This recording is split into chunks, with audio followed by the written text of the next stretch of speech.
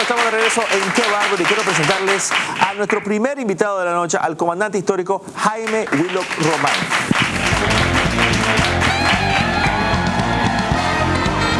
Amigos, estamos de regreso en Qué Bárbaro y tengo el gusto de presentarles al comandante de la revolución, don Jaime Willock Román, que nos acompaña en esta noche. Le voy a decir, estoy súper contento de que nos esté acompañando hoy. Este programa normalmente no se mete en política y es la única razón por la que no lo había tenido, porque sí creo que muchos de ustedes que estuvieron en la lucha revolucionaria hace 40 años, y bueno, y me decía usted que no empezó hace 40 años, usted está metido desde hace 50 años en eso, desde el 67. No, pero tienen un conocimiento histórico y experiencia en todo el quehacer de este país, que yo creo que es interesante hoy en día decirle que estamos viendo una lucha, no vamos a decir igual, pero digamos parecida, por lo menos con los mismos principios de buscar igualdad, buscar libertad y buscar la no represión de parte de la policía y de las Fuerzas Armadas y del gobierno. Saber qué piensa alguien como usted, habiendo estado de hecho dentro del gobierno en su momento. Sí, así es. Usted, siendo un sandinista histórico, de hecho, y le quería preguntar, porque sí vi que salió con un comunicado, fue de los primeros que salió y hizo pública una carta, digamos, como una carta abierta cuando salió lo del INSS y esto. Y me pareció interesante que usted, siendo un comandante histórico, haya tal vez criticado de cierta forma el actuar del gobierno en ese momento.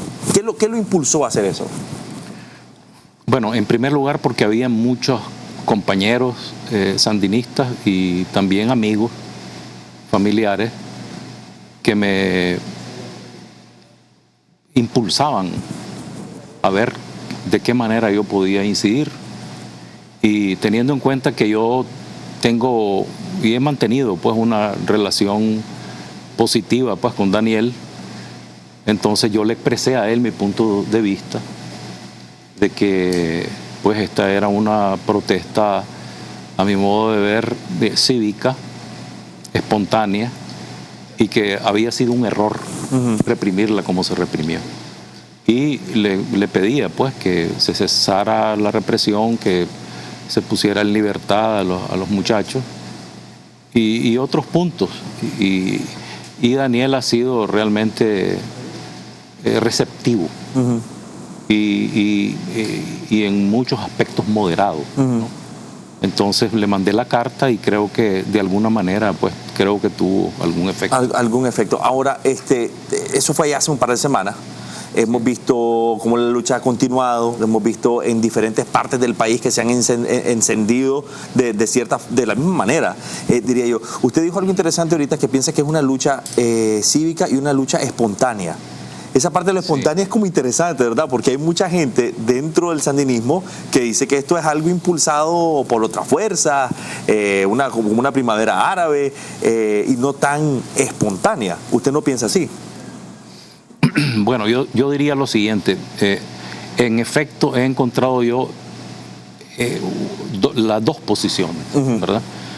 Y debo decir que a mí me parece que no es nada vinculado con una conspiración que tiene su centro en los Estados Unidos y que pertenece también como a una ofensiva que se está realizando en contra de los países que pertenecen al ALBA, entre los cuales está Nicaragua.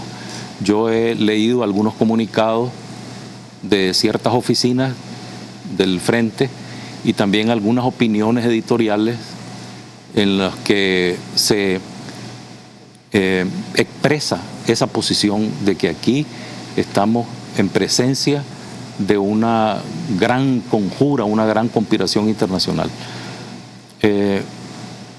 Y yo diría que este es uno de los más graves errores que se han cometido aquí y que de alguna manera refleja, tratándose pues de esa gran conspiración que se estaba esperando, ¿verdad?, que se haya lanzado una contraofensiva por parte de ciertos círculos del gobierno, ¿verdad?, contra una espontánea manifestación propia de estudiantes universitarios. Porque es como incendiario decir una cosa así, ¿verdad? Especialmente cuando es falso.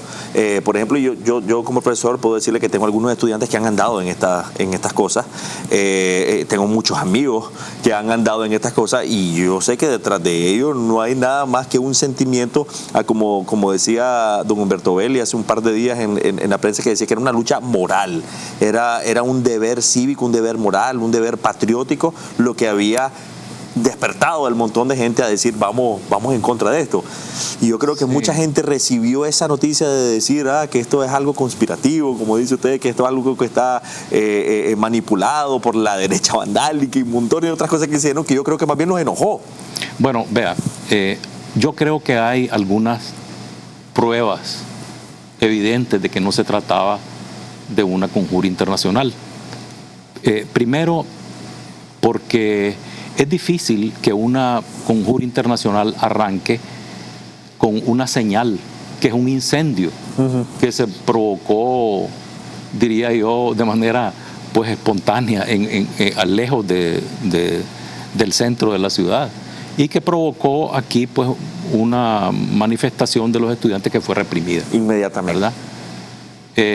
Y posteriormente ocurre otro incidente que estoy seguro que ningún conspirador sabía que iba a ocurrir, como era el anuncio de los decretos del INS. Del INS, ¿verdad?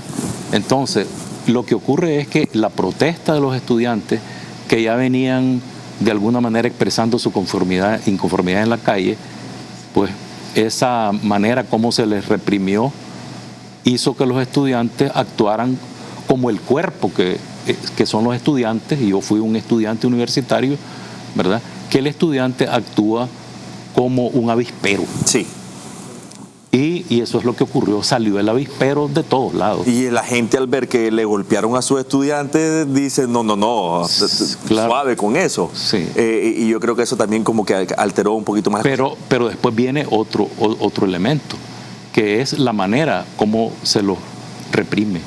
Y esa represión que parecía como si se estaba lanzando una fuerza organizada en contra de gente que está armada. Y es decir, no lo estaba. Y hay fue videos absolutamente sin número de videos, sí, desproporcionada. Que era una cosa que usted dijo en su carta inicial, sí, que era desproporcionada la medida en que se estaba atacando. Así es. Entonces, ¿qué es lo que ocurre? No nos olvidemos que los estudiantes universitarios tienen familia, tienen hermanos, tienen primos, tienen amigos. Y es una comunidad aquí en Nicaragua de cerca de 150 o 170 mil personas. Wow. ¿Verdad? Grande. Entonces, imagínense 170 mil personas que se sienten afectadas, atacadas, y por otro lado una población que ve horrorizada. Indignado con lo que está viendo. Exactamente. Entonces, aquí lo que viene es la solidaridad. Y eso es lo que se expresó en las calles, y quiero decirle que esa solidaridad no tenía aquí bandera, porque yo vi gente del FCLN, vi hijos de dirigentes del FCLN manifestándose, vi muchísimos sandinistas, ¿verdad? Yo le decía a un amigo mío, le digo, ¿cuándo en la historia de este país la derecha o la oposición, como le quiera decir, ha tenido la fuerza de unir a gente de esa forma y crear manifestaciones multitudinarias? Es decir, yo creo que desde que la UNO lo hizo a finales de los 80 y principios de los 90, no se había visto nada ni por cerca, y han tratado de juntar gente a ese nivel y no lo han alcanzado. Sí. Ahí tiene que haber también un sentimiento aparte de simplemente ser oposición, me pareció a mí. Entonces yo le voy a decir que para mí ese es el error estratégico primordial que nos tiene a todos en esta crisis. En lo que estamos. Independientemente de que había, hay que mencionarlo, pues aquí una serie de antecedentes y de contradicciones que son de orden político, que son de orden económico, y también que tienen que ver con algunas inconformidades con prácticas del gobierno, como las multas de los policías, las coimes y otros factores, ¿verdad? Y ahora todo se juntó, porque ahora están los transportistas diciendo no al alza del combustible, ahora están los pensionados diciendo lo del INSA, ahora están los estudiantes, están los campesinos con doña Francisca, están todo, y todo está esto borbollando y estalló. Me pareció interesante que usted dijo, yo también fui estudiante, y de hecho quería saber usted, que lo vivió hace 50 y 40 años, algo digamos parecido a esto, ¿cuáles similitudes o cuáles diferencias ve usted entre lo que pasaba a finales de los 60 y en los 70 y lo que estamos viendo ahorita aquí en Nicaragua? Bueno, vea, nosotros estábamos como estudiantes cansados y prácticamente obligados por razones morales, por razones también ideológicas y de vergüenza personal de luchar en contra de una dictadura de 40 años. Y se había apoderado completamente de este país. Y es cierto que aquí no estamos en una dictadura de 40 años, pero mucha gente está comenzando a ver similitudes. Muchas. Que en 10 años se han estructurado de una manera que, aunque yo pues no puedo decir que son iguales, pero sí comienzan a tener algunas chispazos o similitudes, salvando lo que hay que salvar y con las diferencias lógicamente que existen. Aquí hay un aspecto muy interesante. Vea, Daniel Ortega tuvo el acierto de buscar realmente una reconciliación, y yo creo que ese fue su gran éxito como gobernante. ¿Por qué razón? Porque él primero se alió con sus enemigos armados, con la contra, incluso lo llevó al gobierno y les ayudó y los continúa ayudando. Se alió con sus enemigos políticos. ¿Me está hablando en qué momento? 2007 en adelante. Ajá. Con sus enemigos políticos, con el PLC, e incluso hizo unos acuerdos con ellos, ¿verdad? Luego con sus enemigos de clase, ¿verdad? Que es el sector empresarial, y además adoptó algunas de las políticas económicas que son propias del Fondo Monetario Internacional, pero con eso logró realmente una gran estabilidad en el país. Sí. Pero ¿qué es lo que pasa? Que a mí me parece que él ha confiado mucho en colaboradores cercanos que tiene, que comenzaron prácticamente a destrozar todo eso. Sí, y es interesante que me diga eso, porque es cierto, ha habido una estabilidad económica, un crecimiento estable en el país a través de los últimos 10, 11 años, pero también en esos 10, 11 años yo no me acuerdo de que haya habido una protesta que no haya sido reprimida. O sea, siempre si había una marcha, ahí va la contramarcha. Esto es algo que se ha venido viendo desde hace 11 años. Pues no me pareció nuevo ver la represión ahora sí mucho más violenta, como dice usted. Le quiero preguntar algo que me parece interesante. Si estamos diciendo que estamos viendo algunas cosas ya en el Frente Sandinista, no en el Frente Sandinista, en el gobierno, que tal vez no pintan bien y que tienen inconforme a personas del Frente Sandinista, que ahí está, me estaba hablando usted de los hijos y familiares y todos que andaban marchando en estos últimos días, ¿qué significa eso para el Frente Sandinista como partido de aquí en adelante? Sea lo que sea que se resuelva ahora con el diálogo. ¿Tiene la misma fuerza? Vea, yo hago una diferenciación por mi experiencia de conocer a Daniel desde que éramos estudiantes hasta pues todos los años en que pasamos. Yo era miembro de la Dirección Nacional del Frente, pues desde antes del triunfo y durante todo el periodo de gobierno, y 4 o 5 años después, hasta que decidí pues irme a trabajar en forma independiente. Vea, Daniel es un hombre conciliador y es un hombre con mucho tacto, piensa las cosas, y a mí me parece que en los últimos años él fue perdiendo el control, ¿verdad? Y el gobierno lo están llevando, o lo llevaban prácticamente lo diario, pues otras personas que creo que han aprovechado el efecto de toda esta política de alianzas que le dio al frente una gran popularidad, porque al mismo tiempo hizo alianzas con los sectores más pobres, ayudándole a muchísima gente con muchas cosas, ¿no? que eran necesarias: zinc, comida, créditos, etcétera, ¿verdad? Todos los proyectos cero, el techo cero, el hambre cero y todo eso me está hablando.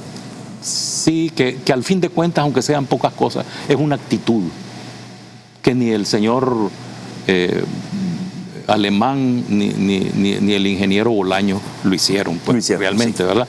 Él sí, y cada vez que hay un temblor o una cosa así, se nota algo distinto, pero dentro del gobierno ha habido personas que, aprovechándose de todo eso y de que el Frente ha tenido mucho apoyo, digamos, a nivel electoral. No me refiero de que en las elecciones no haya habido problemas, sí, los hubo.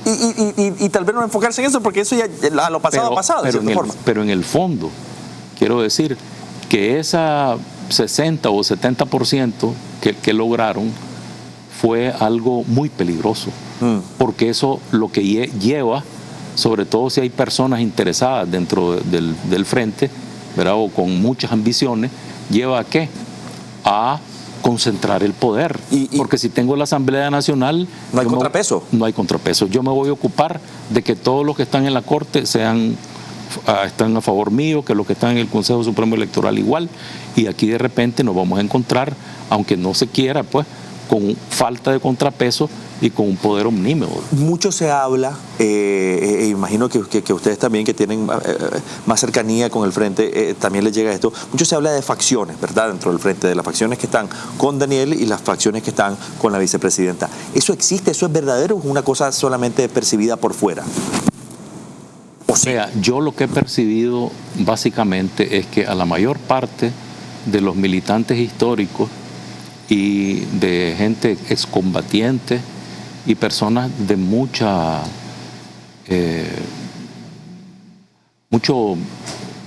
experiencia, pues, en muchos años han sido apartados, ¿verdad? Y que lo que hay, y me lo dijo pues alguien muy importante dentro del Frente, me dice: vos el Frente que conociste, eso ya no existe. Lo que existe aquí es un tinglado, que no lo manejan ni siquiera Daniel, lo manejan otras personas, ¿verdad? Y eso pues han convertido esa organización en algo que no es lo que históricamente había sido, ni está peleando tampoco por lo que se peleó anteriormente. Porque si no, no estarían ocurriendo una serie de fenómenos que todos nosotros lo vemos. Sí.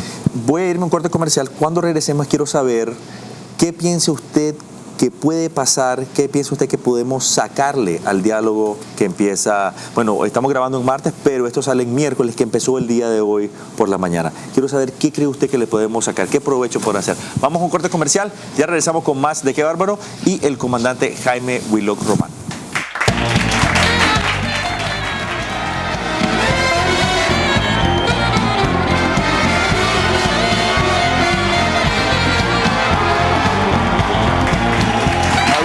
De regreso en Qué Bárbaro. Estamos con nuestro invitado especial el día de hoy, don Jaime Willock Román, comandante revolucionario, comandante histórico del Frente Sandinista de Liberación Nacional. Estamos hablando de diferentes temas que tienen que ver con lo que está pasando ahora, y también creo yo que es importante ver qué podemos ver hacia el futuro. Pero me decía usted de esta como separación entre los miembros históricos y el Frente Sandinista que está en el gobierno el día de hoy. Sí, bueno, vea, ayer estuve yo en una reunión de un grupo que nos estamos reuniendo desde hace 4 o 5 años, líderes políticos, económicos aquí, y había una respetable y muy querida dirigente sindical de mujeres trabajadoras, y yo la vi llorar ahí delante de todos, diciendo que ella, aunque no le da mucha importancia pues a veces a las banderas y a las cosas, vio quemándose la bandera del Frente. Y dijo: pero si la bandera que se estaba quemando ahí es la bandera de todos los que hemos luchado y de mis familiares que murieron.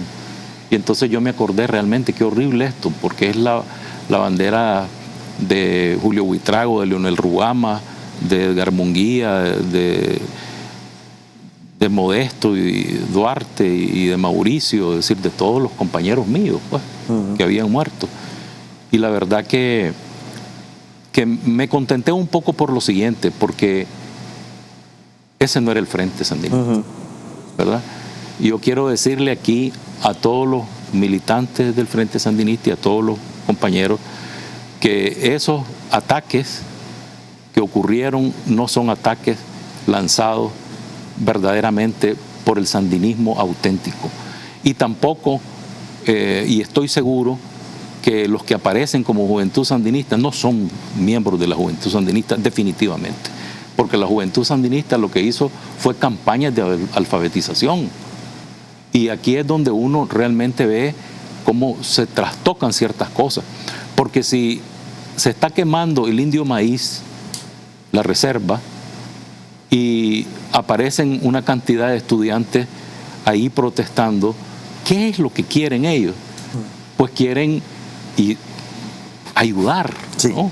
Sí. Quieren que se haga algo, y ese momento lo que había que haber hecho el liderazgo es llevárselos en camiones a ayudar en una brigada ecológica de apagar los incendios, como hicimos nosotros para la campaña de alfabetización, ¿verdad? Esa era la respuesta que puede dar un gobierno con algún tipo pero realmente no, pues lo que hicieron fue, bueno, aquí está la primavera árabe, pues apareció, y eso es una locura, eso es un error.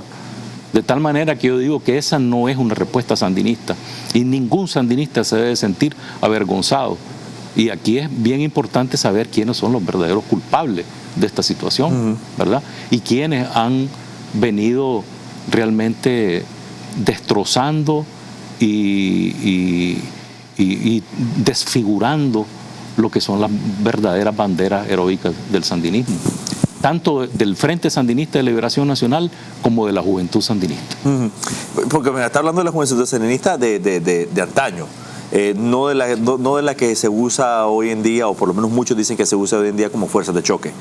La Juventud Sandinista histórica que hizo esas campañas de alfabetización a nivel nacional, eso era algo lindo. Tal vez no se ve algo, ojalá volvamos a ver algo así de bonito de parte. Bueno, yo le voy a decir que hay personas que conozco yo en los barrios que se quejan de que llegan y toman a un pandillero, le ponen una camiseta de la Juventud Sandinista, le pagan, y esos son los que van a ir a pelear. Entonces, esa es la Juventud Sandinista, de ninguna manera. La Juventud Sandinista debe estar en las universidades, deben estar estudiando, deben estar haciendo obras realmente como las que la Juventud Sandinista hacía durante la Revolución. Viendo ahora hacia el futuro, empieza el diálogo. ¿Qué cree usted que se puede? Ya salió la vicepresidenta diciendo que el presidente va a participar en el diálogo. ¿Qué cree usted que le podemos sacar a algo como esto? ¿Qué cree usted que puede estar sobre la mesa? ¿Qué le pueden ser los temas? ¿Y qué tantas soluciones se pueden encontrar en ese diálogo nacional? Bueno, yo creo que la población nicaragüense, todos nosotros, debemos tratar de apoyar al máximo ese diálogo, porque ese diálogo es la única puerta de salida de esta crisis que no nos conduzca a una confrontación que ensangrente mucho más a este país. Y en segundo lugar, que nosotros debemos ser sumamente cuidadosos en no esperar de un diálogo para salir de una crisis la modificación completa de este país o la solución a todos los errores y a todos los problemas que hemos tenido históricamente y los que hemos tenido en los últimos 10 o 15 años. Por lo tanto, a mi modo de ver, aquí hay, yo diría, 3 puntos torales. ¿Cuáles serían esos puntos? El primer punto toral es que haya condiciones para que haya una elección que elija de manera limpia y transparente e inclusiva las próximas elecciones. Sería cambiar el Consejo Supremo Electoral, a sus magistrados y cosas así. Todo eso, ¿usted cree que eso se puede lograr en el diálogo? Creo que sí. La sociedad civil sin duda lo va a poner sobre la mesa, pero se podrá lograr. Sí, creo que se puede lograr. Primer punto. Primer punto. El segundo punto es un poco más complejo porque tiene que ver ya me afligió, con es más complejo que el Consejo Supremo Electoral. El desgaste que tiene actualmente el gobierno con todo lo que ha ocurrido y sobre todo porque hay varias decenas de muertos aquí, ¿verdad? No estoy seguro que el gobierno tenga capacidad de volver a reorganizar todas las fuerzas de alianza que él había logrado, y más bien sería hasta prudente ver la posibilidad de hacer lo que hicimos nosotros en el gobierno sandinista pasada, que es ver si se pueden adelantar un poco las elecciones, ¿verdad? Decir, noviembre de 2019, convocamos a nuevas elecciones. Puede ser 2019 perfectamente, pero sería conveniente que el gobierno, por un lado, y también las otras fuerzas dialogantes por el lado de los manifestantes, ¿verdad?, que sean flexibles, ¿verdad? Y el otro elemento que me parece a mí es que no se puede convertir el diálogo en la solución de todos los problemas, porque entonces no se sale nunca, ¿verdad? Estoy de acuerdo. El que tiene que resolver todos los problemas de mejoras institucionales, de mejoras económicas, de salir de una cantidad de funcionarios que han caído pues en errores de corrupción, etcétera, que sea el otro gobierno, que sea un nuevo gobierno, porque no se le puede pedir a este gobierno que sea otro. Y más si como la mayoría piensa, es un gobierno que va de salida, que tanta potestad va a tener. Pero bueno, independientemente del tiempo, que puede ser anticipado o puede ser en su momento, también sí creo que es necesario, si el actual gobierno va a quedar por un tiempo, tiene que cambiar. Tiene que cambiar a los principales cuadros del gobierno, tiene que hacer una limpieza, ¿verdad? Y yo diría que lo primero que tiene que hacer el gobernante es pedir perdón, porque aquí no solamente ha habido un error, sino que también han habido excesos que han llevado a Nicaragua a tener una de las tragedias de pérdidas de vidas de la juventud como nunca se ha visto en la historia de este país. Triste. Y por último, creo yo que va a ser necesario pues que haya una investigación seria, profunda, de quiénes son los responsables de lo que ha ocurrido aquí. Y creo que va a ser eso importante, no solamente para que salga la verdad, ¿verdad?, sino para que se limpien las conciencias de muchas personas. Para sanar. Y exactamente, para sanar, y para que también se vea que aquí en realidad no es el Frente Sandinista el que está aquí, sino que son personas en concreto que actuaron por encima y en contra de lo que dictan las leyes de este país. Porque la policía es para proteger a los ciudadanos y para garantizar el orden público, no es para dispararle a estudiantes, no es para reprimir de una manera tan brutal como se reprimió. Y eso es lo que tiene a todo el pueblo nicaragüense en realidad inconforme y con muchos deseos pues de seguir participando y quién sabe cuántas cosas más. Por último, creo yo que al decir que todos debemos respaldar este diálogo, me refiero a que es necesario, ¿verdad?, que de manera patriótica y además responsable nosotros nos manifestemos si es necesario manifestarse, pero con orden. Aquí ha habido vandalismo y el vandalismo se debe parar.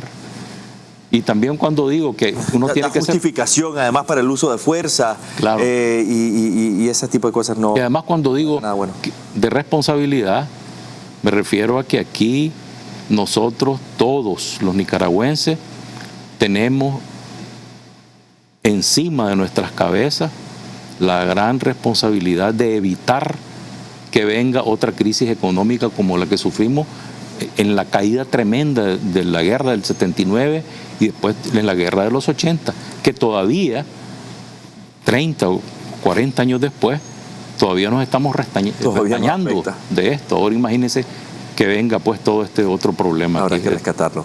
Se me acaba el tiempo, don Jaime. Muchísimas gracias por haber estado con nosotros. Creo que todo lo que nos ha contado, toda esa experiencia que usted trae, hay unos mensajes muy importantes ahí, tanto para los militantes sanistas que están viendo esto como para la población en general. Muchísimas gracias de verdad por habernos acompañado. Correcto, gracias. Nosotros vamos a un corte comercial. Cuando regresemos tenemos a la psicóloga Alba Ronnie. No cambie el canal.